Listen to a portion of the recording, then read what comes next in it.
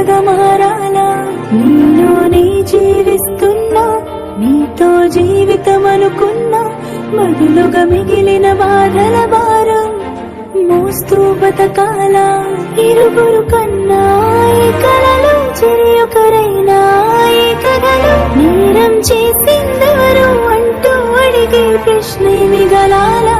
మనదనుకున్న రేపటిలో మనమేమయ్యామింతటిలో సాయం చేసే బంధం బంధించేసే వద్దని చెప్ప